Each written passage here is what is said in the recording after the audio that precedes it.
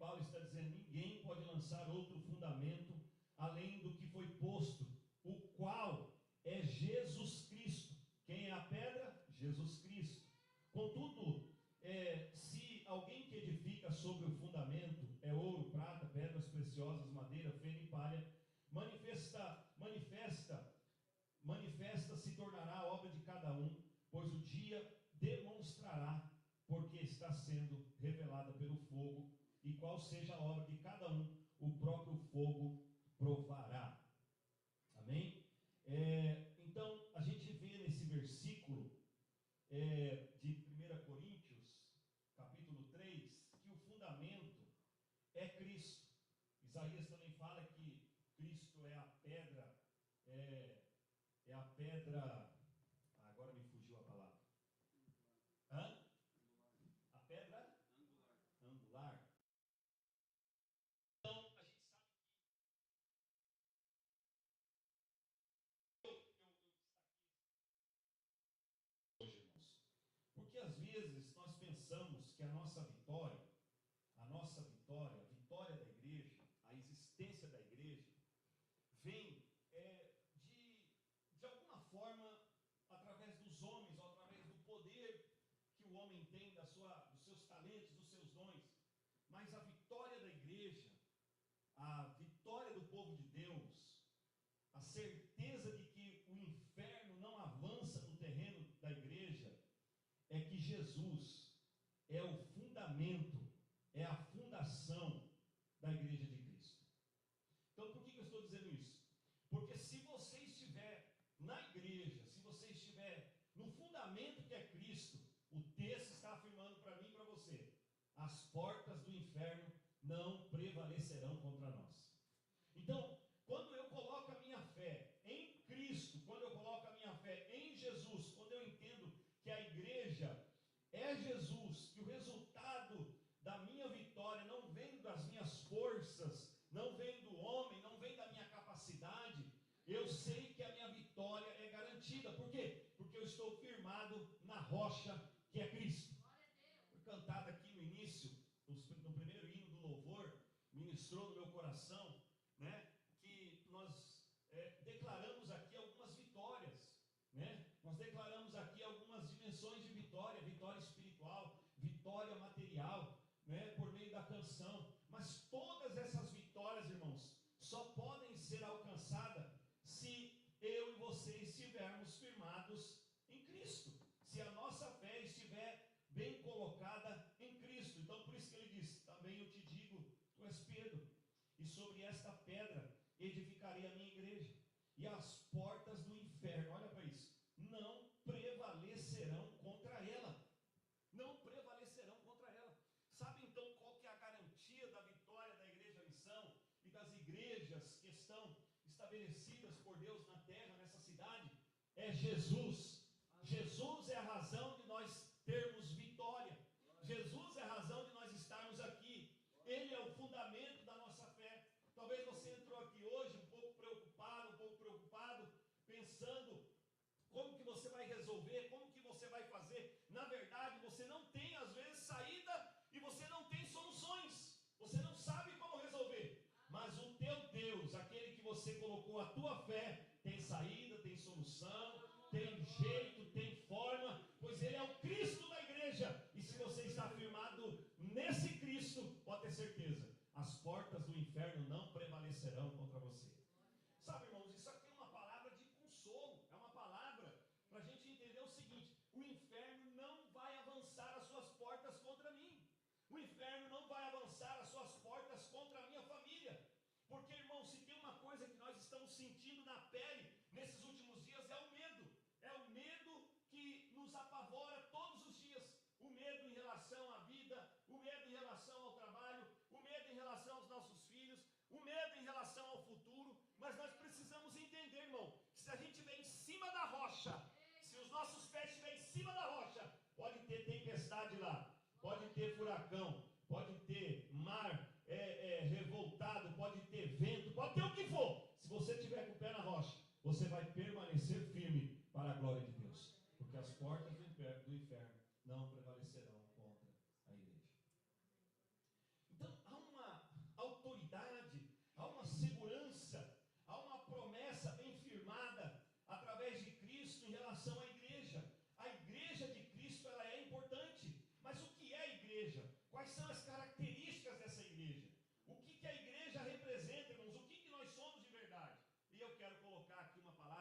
bem rápida hoje aqui para vocês, que eu sei que amanhã é feriado, já tem gente que está com a picanha até lá na brasa já, né? Está com a picanha na brasa, né? Eu sei, então não vou demorar. Projeta para mim aí, por favor, a mensagem, o tema da mensagem, e aí a gente vai estudar juntos aqui. Diga assim comigo: 4 atributos da igreja verdadeira. Ó, isso aqui são 4 atributos da igreja verdadeira, tá? 4 atributos da igreja. Por que entender que eu sou igreja? Porque eu sei que se eu sou igreja, se eu estou em Cristo, eu sou igreja, estou na rocha, então o inferno não vai prevalecer contra mim. Você pode dizer amém? Amém. Mas eu preciso entender o que é igreja, para ser igreja, para viver igreja, para amar igreja, para entender o propósito da igreja. Sabe quantas vezes a palavra igreja aparece no Novo Testamento? 147 vezes. A palavra eclésia, Salomão, aparece no Novo Testamento. A palavra igreja aparece no Novo Testamento. Igreja é um projeto de Deus, é uma dádiva de Deus, é uma embarcação de Deus. Igreja é a arca de Noé dos nossos dias. Quando a gente está dentro dela, estamos protegidos para alcançar a nossa vitória. Igreja não pode ser tratada de qualquer forma. Então, vamos lá. Primeiro, 4 atributos. Ela é una, ela é santa, ela é católica e ela é apostólica. Ué, pastor, então nós somos católicos, não entendi mais nada. Nós somos, não. A palavra católica é o meu interesse aqui, tá bom? A palavra católica aqui é o meu interesse para trazer para vocês. Então, a gente já viu aqui que a base, pode voltar, irmãos, vamos de novo para a introdução, daqui a pouco eu vou para os pontos. A base e fundamento da igreja, a saber, tem a sua fundação sólida. Ela tem a sua fundação sólida, irmão. Não há dúvida sobre a fundação da igreja. A fundação da igreja não é Pedro, não. O próprio Pedro, eu vou ler com vocês. Não, para vocês conhecerem a Bíblia. Vamos para a Bíblia. 1 Pedro, vai lá. Abre a tua Bíblia lá. Vamos, irmão, abre a Bíblia. Vamos lá, 1 Pedro, eu quero que você deixe a sua Bíblia aberta. 1 Pedro, capítulo 2. Olha o que Pedro diz sobre isso. Eu não sei, irmãos, parece que tem igrejas aí, denominações, que não lê a Bíblia. Porque a Bíblia está aqui, é só ler, poxa. O próprio Pedro vai desmontar essa ideia de que ele é a rocha. Irmão, você já imaginou se essa igreja estivesse firmada em mim? Irmão, tem dia que eu não tenho vontade de estar aqui na igreja. Tem dia que eu estou cansado. Tem dia que eu estou com dor. Tem dia que eu estou desanimado. Tem dia que eu estou bravo. Tem dia que eu quero pegar um crente assim, pegar a minha cinta que eu tenho lá dessa largura e dar nele. Irmão, mas a igreja não é firmada em mim. A igreja é firmada em Cristo, o perfeito, o Salvador, o Redentor da humanidade. A igreja é firmada em Cristo. Então veja o que Pedro diz aqui. Pedro diz aqui, na sua carta, ele faz questão, irmãos, de mostrar para nós um longo discurso sobre quem é a pedra, o que é essa pedra, querido irmão. Pedro, capítulo 2, 1 Pedro 2, verso 4. Quem achou diz amém. Amém. Glória a Deus. Chegando-vos para ele, a pedra que vive. Que pedra que vive, irmã Elô? Que pedra que vive? Não conheço pedra que vive. Você conhece pedra que vive? Pedra vive? Existe uma pedra que vive. Quem é? Jesus. Pois ele ressuscitou dos mortos. Por isso que Pedro está falando, a pedra que vive. A pedra que vive. Jesus ressuscitou dos mortos, então ele é a pedra que vive. Tá? Paulo fala que ele é a pedra. Isaías fala que ele é a pedra. O próprio Jesus fala que ele é a pedra. Agora Pedro, que é o alvo hoje de muitas denominações, dizendo que ele é a pedra da igreja, ele é o fundador, é sobre ele, é sobre o papado, sobre o apostolado dele que a igreja está firmada, ele mesmo desmonta essa narração, essa narrativa. Vamos lá, ele diz aqui, rejeitada sim pelos homens, mas para com Deus, eleita e preciosa. Olha só, os homens rejeitam essa pedra que vive, que é Jesus. Muitos rejeitam. Muitos aqui rejeitaram e rejeitarão essa pedra. Mas Deus tem essa pedra como preciosa, pois é o Filho dele. Amém? É o Filho dele. Por que é precioso? Porque ele deu a sua vida por amor e para a salvação de todos nós. Então Jesus é a nossa pedra. Tá? É a fundação. Toda construção tem uma fundação. Essa construção que está aqui tem uma fundação. Embaixo desse cargueiro aqui, eu já vi, que nós instalamos aqui, tem concreto. E depois desse concreto tem uma longa e grande fundação.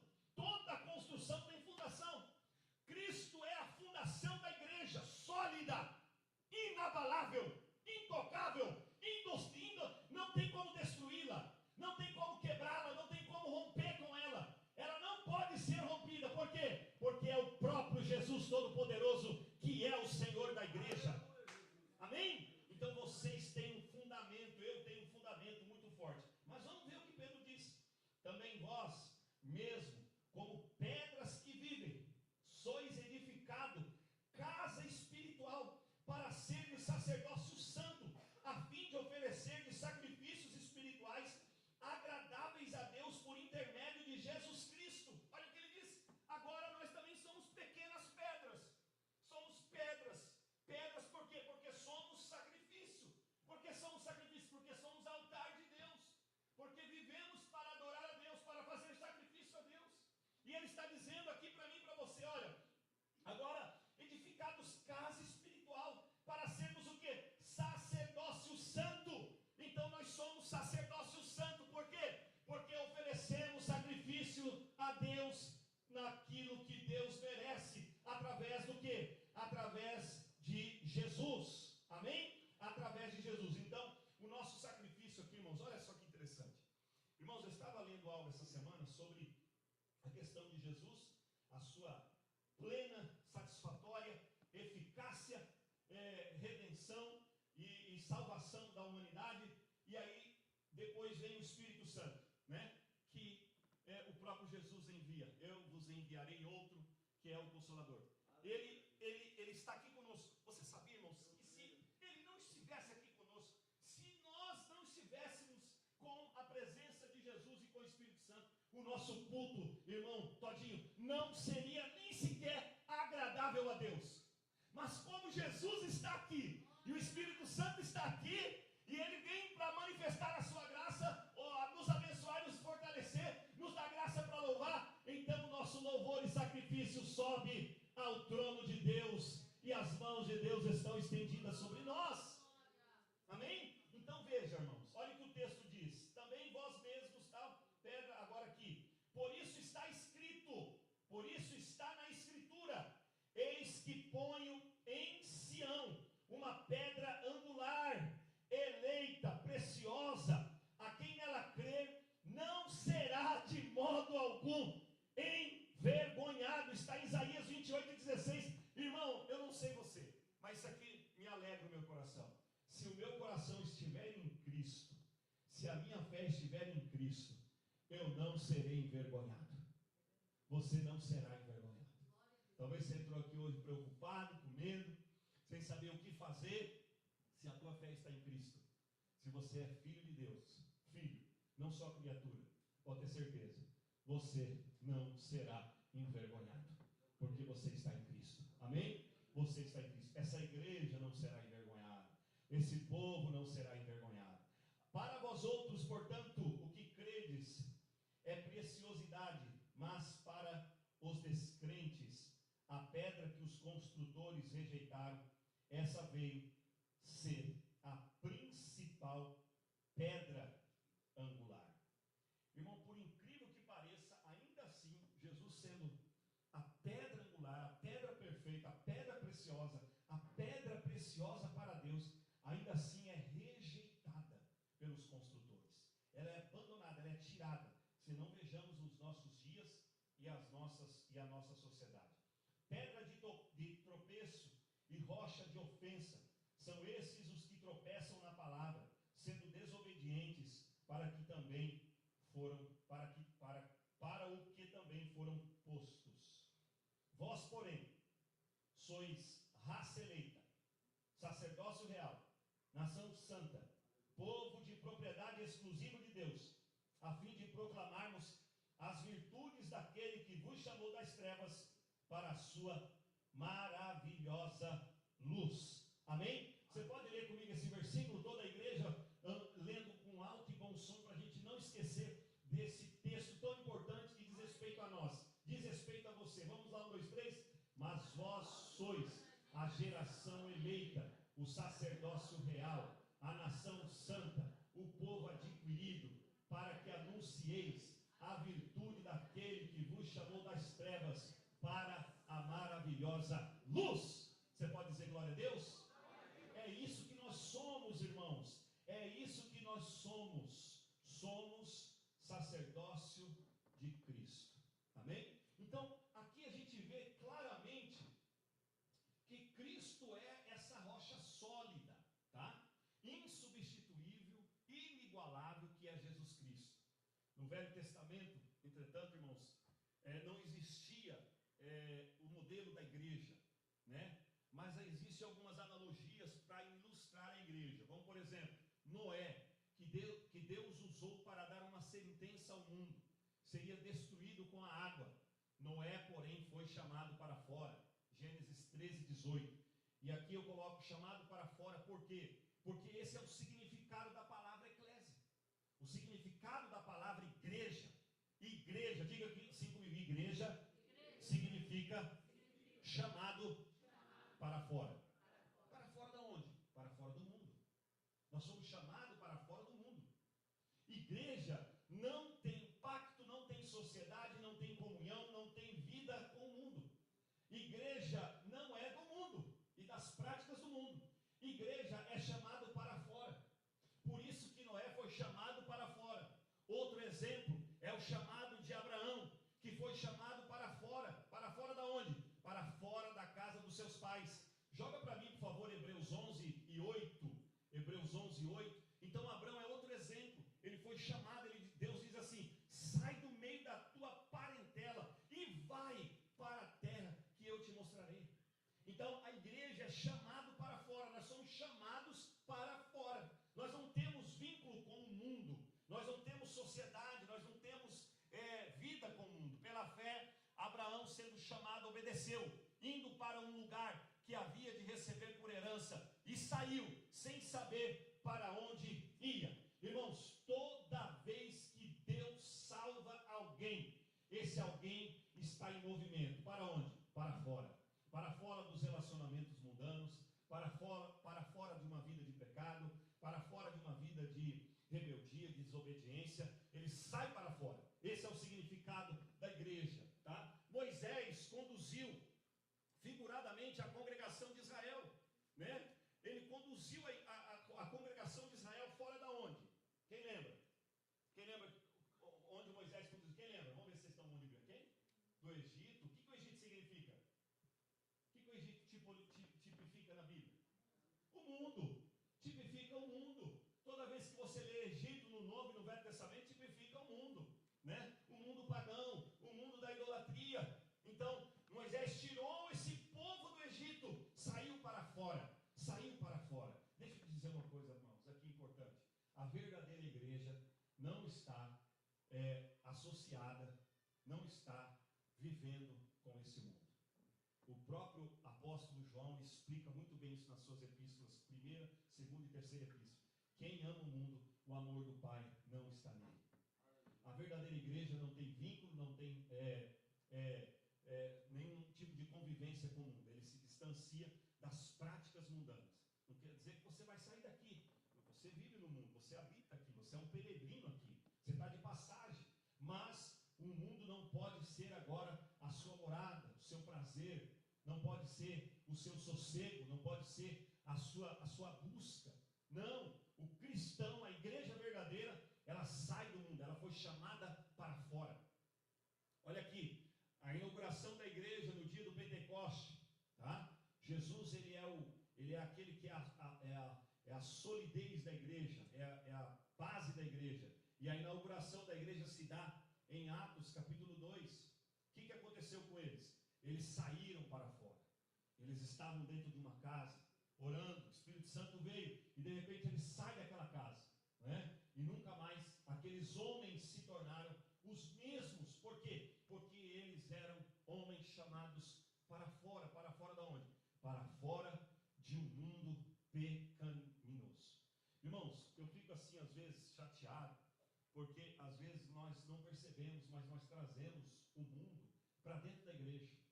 A gente traz o mundo para dentro das coisas da igreja. E a igreja, ao contrário do mundo, ela tem a sua vida em Deus, ela tem a sua direção em Deus, a sua inspiração em Deus.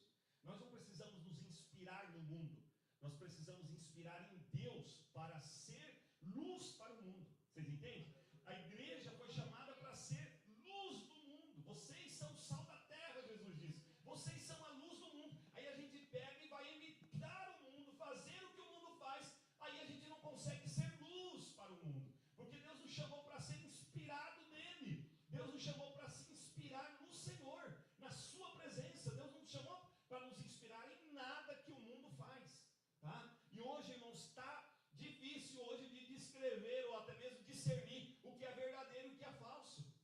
que eu trouxe aqui o tema atributos da igreja verdadeira. Atributos da igreja verdadeira, porque a igreja verdadeira, ela não tem pacto com o mundo. Ela não tem pacto com o mundo, com o pecado, com as coisas do mundo. Ela se distancia. Por isso ela é igreja. Ela foi chamada para fora.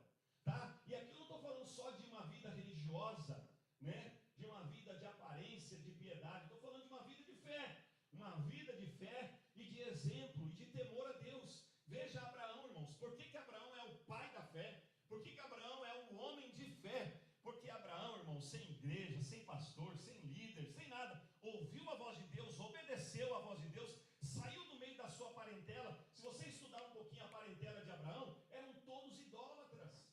Eram idólatras, seu pai. Até comercializavam ídolos. Eles eram idólatras. E Abraão é chamado por Deus, é salvo por Deus, e ele sai e nunca mais volta para esse lugar. Amém? Irmão, quando Deus te tira de um lugar, não volta mais para ele não. Lute com todas as suas forças, mas não volte, porque isso aborrece ao Senhor. Isso entristece o Espírito Santo. Quando Deus te tira de um lugar, não volte de forma nenhuma para ele. Quando Deus tirou o povo do Egito, Deus tirou para sempre. Diz amém? Irmão, o povo ficou 400 anos subjugados pelo Egito. E agora eles estão no deserto e estão querendo voltar para o Egito. Porque assim, toda vez que nós vamos para o deserto, para a luta, para o sofrimento, primeira coisa que nós pensamos, eu vou voltar para o mundo. Não pense assim, querido. Não pense dessa forma, o mundo não tem nada para te oferecer. O mundo não tem nada, o mundo não cuida dos seus. Mas Jesus cuida dos seus. A igreja cuida dos seus. A igreja é cuidada pelo próprio Deus. Por isso que a gente precisa entender que a igreja é um lugar que nós estamos aqui, não só porque estamos aqui dentro, mas nós somos chamados para sair daqui e ser luz lá fora. Ser luz. E com o mundo na nossa vida, no nosso coração, nós não conseguimos isso. Vamos lá. Primeiro ponto aqui. O que é a igreja verdadeira? Primeiro, una. Ela é una. Não tem a ver então com uma igreja, e sim com a unidade da igreja, do corpo de Cristo, ligada ao cabeça que é Cristo.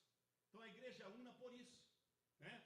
Então quando você olha para, por exemplo, a igreja presbiteriana, igreja batista, igreja Assembleia de Deus do Brasil, é uma só igreja, ela é una, tá? Ela é una, é uma igreja universal. Poxa, pastor, agora nós somos universal, somos católicos. O que nós somos? São palavras que têm seu significado. A igreja ela é una por isso. Olha que maravilhoso. Cristo salvou vários irmãos, vários familiares, lá na presbiteriana, lá na Assembleia de Deus, lá na Batista. E Jesus é o Senhor dessa igreja. E ela é una, e ela é forte. E um dia nós vamos estar todos juntos adorando a Deus. Amém? Vai ser maravilhoso. Hoje é impossível. Às vezes eu vejo alguns irmãos, pastor, nós temos que unir com as outras igrejas. Irmão, é difícil. Eu já fiz muitos movimentos aqui. Quem conhece a minha história aqui sabe. Chegamos até a criar um conselho aqui de pastores, né? Mas é muito difícil, porque manter unidade não é fácil. Não é fácil. Nós somos pessoas que temos dificuldade de nos unir, né? Mas a igreja, no sentido espiritual, ela é una. Ela é uma igreja de unidade. Agora, onde está essa unidade? Presta atenção. Essa unidade está quando eu estou ligado no cabeça que é Cristo. Aleluia. Então, a igreja é igreja quando ela está ligada em Cristo. Você é igreja quando você crê em Cristo Jesus. Você é igreja quando a sua fé está em Cristo Jesus. Você é igreja quando você crê no Senhor Jesus. Quando você é salvo pelo Senhor Jesus. Quando você é filho do Senhor Jesus. Tá? Você é daí parte da igreja. Você é a igreja. Você é a igreja. Saiu essa semana, esses dias atrás, uma polêmica muito grande de um pastor que pregou uma mensagem, né, até claramente antibíblica, mas ele pregou e ele disse o seguinte: olha, Deus, você acha que Deus, ele faz uma analogia, você acha que Deus colocaria uma pessoa numa fornalha e assaria ela e depois condenaria ela para sempre ficar nessa fornalha? Falando da inexistência do inferno. tentando apregoar que o inferno não existe. Então ele usa que Deus é esse que colocaria alguém no forno, queimando. E aí, irmãos, eles esqueceram, ou ele esqueceu de dizer o seguinte. Irmãos, uma pergunta para vocês, para a gente entender melhor. Você acha que Deus coloca um filho dele dentro do fogo para ser queimado? Sim ou não? Muito bem, o filho não. O filho de Deus, ele não vai colocar no fogo. O filho de Deus, ele não vai colocar, a não ser que seja para uma experiência de provação, como foi os amigos de Daniel. A não ser que seja para livrá-los. O filho não. Agora, aquele que não é filho, aí é diferente. Torrado. Né? Aquele que não é filho, sim. Né? Agora, qual que foi o erro da pregação? Foi entender que Deus tem, através de Jesus, irmãos, através dessa pedra. Por isso que a pedra aqui é fundamental. Através de Jesus, Deus tem seus filhos adotivos, seus filhos adotados, seus filhos salvos, os seus filhos arrebanhados, chamados, os seus filhos alcançados, vocacionados, os seus filhos que Ele aceitou, os seus filhos que ele abençoou com a sua salvação. Deus tem os seus filhos, e os seus filhos jamais passará pelo fogo eterno, porque foi salvo, é salvo e mantém-se na presença de Deus sem se apostatar da fé. Quantos entenderam? Então, nós somos uma igreja una quando estamos em Cristo, quando somos de Cristo, quando Cristo é o nosso Senhor, quando Cristo é o nosso cabeça, quando Cristo é a nossa autoridade. Por que cabeça? Cabeça é porque Ele é a autoridade. Irmãos, quantas pessoas que se dizem evangélicas, mas não têm Cristo como cabeça? Ele é a sua própria cabeça, Ele é a sua própria consciência, o seu próprio conceito, sua própria lei. Mas Cristo tem uma lei. Cristo trouxe uma nova lei, um novo testamento. Cristo trouxe diretrizes acerca de uma vida com Ele, acerca de uma vida de obediência com Ele, acerca de uma fé com Ele. Então a igreja está ligada em Cristo, está vinculada em Cristo. Segundo, vamos andando. A igreja é santa. Vamos ler 1 Pedro 2:9. Então a igreja é santa. Essa igreja é santa no sentido de que é separada do mundo na sua consagração a Deus, e também no sentido ético de realizarem um santo relacionamento com Deus. Preste atenção, a igreja é santa aos olhos de Deus. Então a igreja tem esses dois sentidos de santidade: consagração do mundo, separação do mundo, e um relacionamento santo com Deus. Essa é a igreja verdadeira. Essa é a igreja imaculada, sem ruga, que Paulo fala. É uma igreja santa. É uma igreja que vive em santidade. Projeta para mim 1 Pedro, por favor, 2:9. Então, o que acontece, irmãos? Essa palavra aqui, santa, já nem se fala mais em muitos lugares. Não pode nem falar mais isso aqui. Já nem tem muito interesse no nosso coração. Porque isso aqui é uma coisa que pode até ser um xingamento em algum lugar, né? Mas ele diz aqui: vós sois geração eleita, sacerdócio real, nação santa, povo adquirido, para que anuncieis a virtude daquele que vos chamou das trevas para a sua maravilhosa luz. Santo, irmãos, é santo. Santo não tem nada na sua vida que se mantém por vontade própria, ou até mesmo pelo desejo da carne. Isso é vencido pelo Senhor, com a ajuda do Espírito Santo na sua vida, e você se separa de todos os desejos da sua carne, e você tem um relacionamento com Deus. Por que você é santo? Porque você tem um relacionamento com Deus, e esse Deus é um Deus santo. Esse Deus é um Deus santo, né? Irmãos, só tem um atributo na Bíblia, né, que se repete 3 vezes de Deus.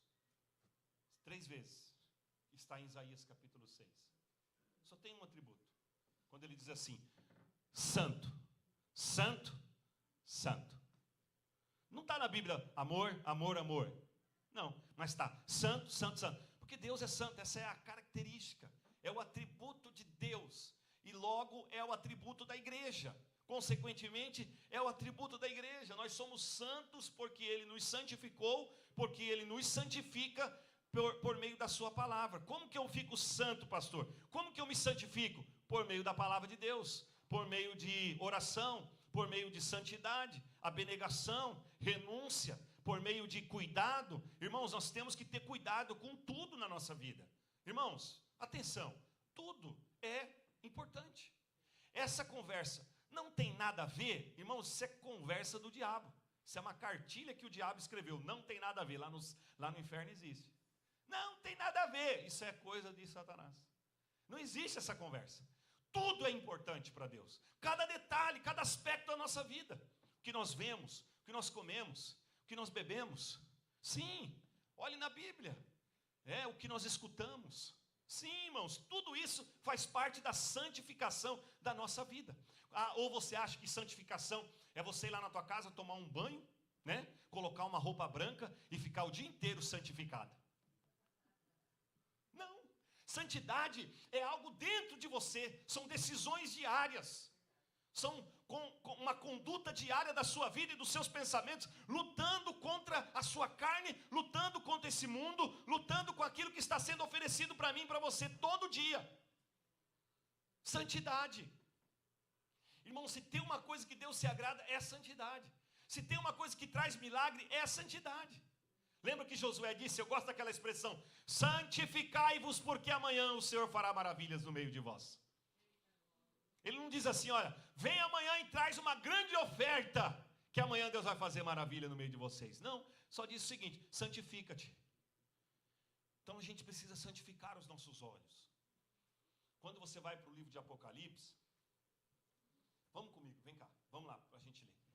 21 de Apocalipse, vamos ver se eu acho aqui.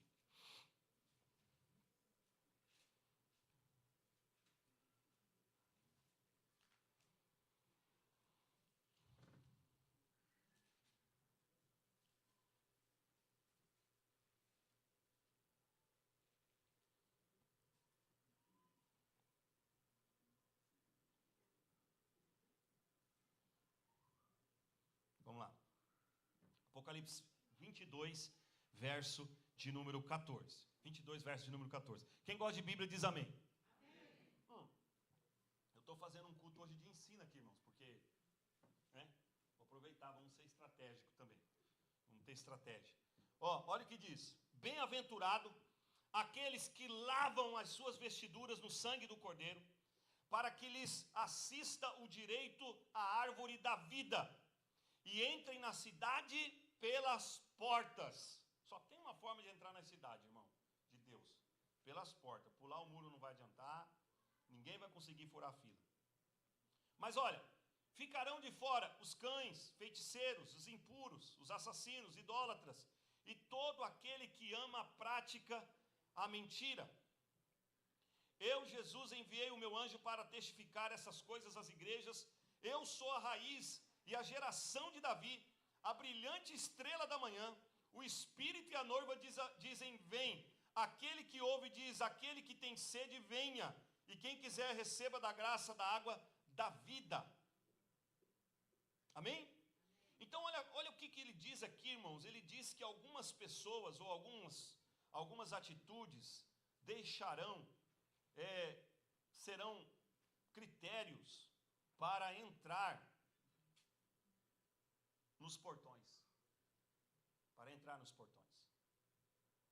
É interessante isso aqui. Mas eu queria achar um outro versículo que eu estou tentando encontrar aqui. Eu estou com outra Bíblia hoje. Peguei pela tradução. Os que estão limpos se limpem mais ainda. Vê se vocês encontram aí. E os que estão sujos se sujem mais ainda. Encontrou? Está aqui, entre o 21 e 22 aqui. Olha. A igreja é santa, irmãos. A igreja é santa. Já estou terminando, tá? A igreja é santa. A igreja precisa se santificar mais. Tá? A igreja não tem como viver uma vida de conivência com esse mundo. Não dá, irmãos. Temos que nos afastar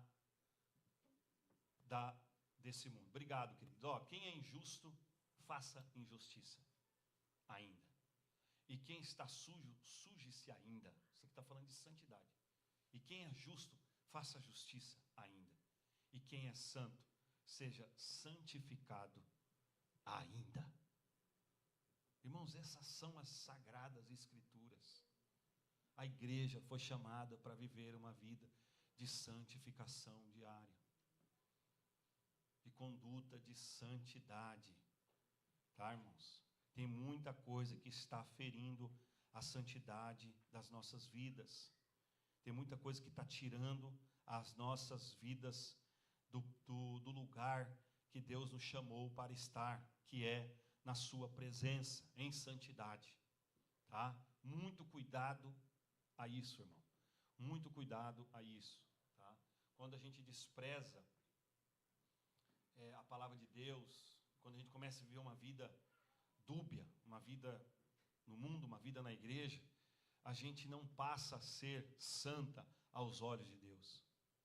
A gente deixa de ser santo aos olhos de Deus, porque nós estamos rejeitando a palavra de Deus. E aqui não é para aquele que vacilou, errou. Presta atenção, querido, para te acalmar. Deus não é assim, porque Deus não espera que você não peque. Deus sabe que você vai pecar. Deus sabe que eu vou pecar. Deus sabe que nós erramos. O que Deus não espera é que você continue deliberadamente no mesmo erro e no mesmo pecado, ano após ano, mês após mês. Continue da mesma forma. Não tem mudança, não tem confrontação. Ninguém pode encostar em você. Tem lá uma gaveta lá que você tranca ela, fecha, coloca um cadeado e ninguém pode mexer lá. Se mexer, você fica bravo, você fica nervoso, você fica revoltado. Ninguém pode tocar nisso aqui, pastor. Isso aí já se torna totalmente rebeldia deliberada, distanciamento da vontade de Deus, e não é santidade. Não é santidade. Tudo aquilo, irmãos, preste atenção, tudo aquilo que você não pode fazer em público, aos olhos de todos, é pecado. Se precisa esconder, se precisa ter um lugarzinho secreto, é porque é pecado. E pecado nos distancia de Deus. Pecado nos tira da vontade de Deus, do propósito de Deus. A nossa existência, o nosso brilho está nessa vocação que nós temos de ser santos. E hoje nós vemos, irmãos, uma coisa muito interessante, um fenômeno, porque hoje é incrível, as pessoas estão tentando agradar o mundo. A igreja está tentando fazer o que o mundo quer que elas façam para elas serem aceitas. Quem disse, irmãos, que Jesus mandou a gente ser aceito pelo mundo? Ele mesmo falou que nós seríamos odiados assim como ele foi odiado. Nós temos que agradar a Deus. Nós temos que glorificar a Deus, mesmo que o mundo não nos agrade ou não se agrade de nós. Nós se agradamos de Deus e Deus se agrada de nós através da santidade. Santidade. Irmãos, vocês já viram as pesquisas em relação à pornografia no meio cristão? A porcentagem é alta, irmãos. No meio cristão, a pornografia tem crescido. No meio cristão. E alto nível de pornografia, porque isso só vai evoluindo. Eles só vão se reinventando. Então, antigamente você acessava a pornografia por um videocassete, como eu já testemunhei aqui, que tive problema com pornografia há mais de 6 anos. Lutei contra a minha carne para vencer. Lutei com a minha carne para vencer, para lutar contra aquilo. Fui na casa de um amigo, posar, e aí quando eu chego na casa do amigo, o amigo fala, vamos ver um vídeo, ele coloca o vídeo. Eu não tinha nem videocassete, a nossa TV era simples, mas ele tinha. E quando ele colocou aquilo, eu vi e nunca mais parei de ver. Até Jesus me libertar. Até Jesus transformar o meu coração. Até Jesus mostrar que aquilo ali ia matar a minha vida espiritual, ia impedir o meu ministério, ia impedir a minha vida matrimonial. E sabe o que está acontecendo hoje? A igreja está passando por isso. Um alto nível de pornografia.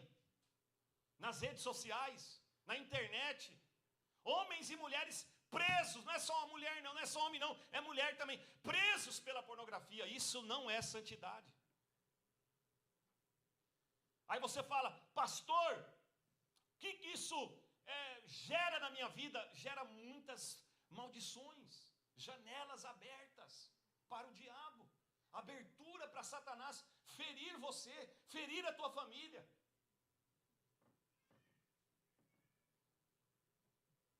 Eu estava vendo uma entrevista de um serial killer chamado Ted, não sei o sobrenome. Como? Esse aí, eu não vou repetir que eu não entendo, mas é bem conhecido. E ele dá uma entrevista momentos antes da sua execução. Momentos antes da sua execução. E aí pergunta para ele, mas qual foi o fator assim, primordial da sua decadência, da situação que você está? Ele falou, olha, a primeira coisa que me levou a viver essa vida de serial killer foi a pornografia. Pornografia, irmãos, é uma janela do inferno, dentro das nossas casas, dentro dos nossos lares, dentro da nossa família. Eu não sei porque que eu estou falando isso, não estava no meu, mas eu estou falando porque o Espírito Santo está falando com você, e Ele quer perdoar você. Não é o fim, não. Ah, não, pastor, não é o fim, é só pedir perdão e mudar de vida, se consagrar, se arrepender, entender da gravidade que é isso, do abismo que é isso, e voltar para o Senhor. O Senhor perdoa, o Senhor restaura, o Senhor cura, o Senhor transforma. Reconhecer isso, confessar isso, mudar a sua vida. Converse com alguém de confiança, fale o que está acontecendo dentro de você e lute, mas não entre nesse caminho, porque é um caminho de destruição. Quem entendeu diz amém. Vamos lá para o próximo, terceiro, rapidinho, terceiro, para a gente encerrar aqui. Católica significa no grego algo que abrange o todo. É a igreja de todos os crentes da terra ou universo que crê em Jesus. Então a palavra católica significa do grego aquilo que abrange o todo. Então a igreja, irmãos, ela é para todos, os pobres, os ricos. Ela é para os brancos, ela é para os pretos, ela é para todos. A igreja de Jesus não faz acepção de pessoas. A igreja de Jesus é para todos os crentes. A igreja de Jesus é para todas as pessoas dessa terra, que se converte por meio de Cristo Jesus, que crê no Senhor Jesus. Você pode dizer amém? Quarto, por favor, apostólica. Aqui eu ia tomar tempo, mas o meu horário já passou, eu queria terminar até antes, mas eu vou só ler com vocês aqui. A igreja apostólica por seguir as doutrinas dos apóstolos em Atos 2 e 42. E Atos 2, 16 ao 21. Não se trata da sucessão, atenção, não se trata da sucessão do ofício, e sim, porém, do propósito da fé no Evangelho, a demandar fidelidade total e absoluta, inquestionável da parte dos fiéis. Então aqui, preste atenção, a igreja não é apostólica porque tem que ter apóstolo, porque esse é outra coisa que infelizmente muita gente entra. Não vou para a igreja do apóstolo lá porque ele é um apóstolo. Ele é um apóstolo de Jesus. Não tem nada a ver, irmãos. Apóstolos de Jesus foram 12. Tá? 12. Ele escolheu esses 12 apóstolos. Tá bom? Paulo foi a escolha de Deus, não dos homens, para ser substituído por Judas. 12 apóstolos. Tá? Não estou aqui questionando a autoridade espiritual de ninguém. Quer ser apóstolo? O problema é seu. Eu não tenho nada a ver com isso. Eu só estou ensinando à igreja o seguinte, que a questão da igreja ser apostólica, ou esses atributos da igreja verdadeira, ela é apostólica. Por quê? Vocês precisam entender. Jesus vem, ele faz o papel do quê? Da salvação, da remissão. Uma grande tarefa. Salvar o mundo inteiro é uma grande tarefa. Jesus, ele cumpre essa tarefa com perfeição, ele salva. Mas quando ele vai, ele deixa a igreja para dar continuidade do seu trabalho evangelístico, do seu trabalho missionário. A igreja é a continuidade, nós damos continuidade. Os apóstolos eram para continuar. Ele disse, ide, imperativo, uma ordem, ide, pregai o evangelho. Essa era a missão dos apóstolos, era o propósito da igreja, é a nossa missão. Aí o que ele vai colocar? Agora vocês vão precisar de um conjunto de doutrina. Vocês vão precisar de um conjunto de crença, um conjunto de valores. Vocês vão precisar de um conjunto de aprendizado, de leis, de princípios espirituais. Aonde está? diga comigo, na doutrina dos apóstolos. Está fraca, irmão, vocês estão aqui? Está pesada assim? Você vê que a doutrina é diferente, né, irmão? Doutrina não é aquela palavra, Deus vai te dar, e você vai, doutrina, ela vai, né? Ela vai te transformando, mas é doutrina, é bom ouvir doutrina. Palavra de Deus, evangelho, né? Não estou dizendo aqui que eu estou ensinando de uma forma gloriosa, não, quem sou eu? Mas eu estou trazendo para vocês alguns princípios e doutrinas bíblicas de Cristo, tá? Então, a igreja, olha aqui, não se trata da sucessão do ofício, tá bom? E sim do propósito da fé no evangelho, a demandar fidelidade total. Atenção isso aqui, fidelidade total, absoluta, inquestionável. Inquestionável. Põe lá para mim, Timóteo, 2 Timóteo 2:2, da parte dos fiéis. Então, essa doutrina demanda o quê? Fidelidade. Fidelidade total. Demanda o quê? Obediência. A doutrina, não a doutrina dos homens. Não a doutrina de homens. Estou falando da doutrina dos apóstolos. A doutrina dos apóstolos está fundamentada onde? Nas cartas. Está fundamentada onde? Em Atos. Está fundamentada onde? Em Apocalipse. Apocalipse é o quê? Que nós acabamos de ler. É o apóstolo João que escreve. A última carta praticamente a ser escrita. E aí está a nossa fé. É ali que estão os princípios da nossa fé, né? Agora vamos ler aqui. E o que de mim, entre muitas testemunhas ouvistes, confia-o a homens fiéis, que sejam idôneos para também ensinarem a outros. Paulo falando a Timóteo, o que você ouviu de mim, Timóteo, entre muitas testemunhas que estavam ali com você, ouviste, confia-o a homens fiéis, que sejam idôneos para também ensinarem os outros. Então nós pegamos agora os ensinos da Bíblia, não do homem, da Bíblia, da doutrina de Cristo, e transmitimos para a igreja. Procuramos a exegese, procuramos a interpretação, procuramos a revelação, procuramos o significado e transmitimos à igreja. Damos o alimento à igreja, para que a igreja seja fortalecida por essa verdade de Deus. Amém? Então esse é o DNA da igreja, irmãos. Da igreja de Jesus, tá? Ela tem esses atributos. Ela tem esses atributos. Fica de pé comigo, para a gente encerrar. Quantos entenderam a palavra, diz amém? Amém.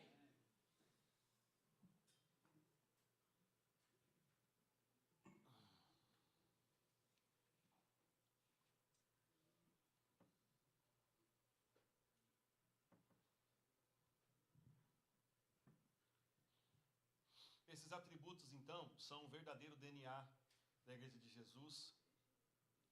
Ela não substitui o que é certo por aquilo que dá certo. Diga assim comigo, a igreja. Mais forte, a igreja verdadeira não substitui o que é certo por aquilo que dá certo. Voltemos então, irmão, à palavra. Voltemos à palavra, voltemos a mensagem de Cristo. Sabe uma das coisas que eu mais aprecio, irmãos, é aquilo que eu aprendi quando eu me converti. Eu não preciso de coisas novas para manter a minha fé. Eu vejo uma fome, uma sede de pessoas buscando novos movimentos, novos métodos. Irmãos, eu não preciso disso. Na verdade, o que mais me renova é o meu princípio em Cristo. É a revelação que eu tive em Cristo Jesus, né? É aquele momento de salvação, de palavra que eu recebi de pastores que estão vivos, graças a Deus, até hoje, e que foram meus líderes, e eu tenho essa fé na palavra de Deus por isso.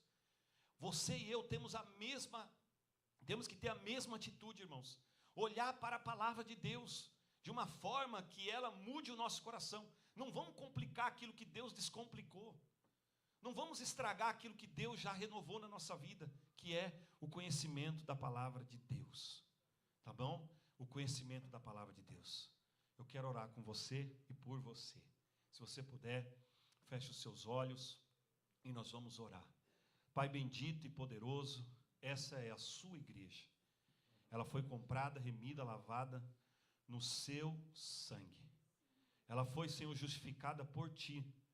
E ela foi, Senhor, chamada, eleita pelo Senhor. E aqui está, Senhor, a tua igreja. E eu te peço, Deus, que o Senhor nos santifique a cada dia, por meio da sua palavra, por meio da sua revelação. Que o Senhor nos leve, ó Deus, a ser uma igreja verdadeira, viva, genuína, Senhor, na fé, aqui nesse lugar, nessa nação. Estamos orando, Deus, e pedindo ao Senhor, por meio da nossa fé, Deus, esse avivamento espiritual nas nossas vidas e nos nossos corações. Pedindo a ação do Teu Espírito Santo nas nossas vidas. Senhor, é tempo de nós nos santificarmos ainda mais ao Senhor e à Sua palavra. É tempo da gente olhar, ó Deus, para a nossa vida, Pai, com temor, com arrependimento, quebrantamento e buscar a Tua face. E isso nós estamos fazendo aqui nessa manhã, um ato de fé, Senhor, de cada um que aqui está, para buscar a Sua vontade, a Sua direção, para buscar a Sua palavra a cada dia no coração. É no nome de Jesus que eu oro e te agradeço. Amém e amém. Amém? Você pode glorificar a Deus?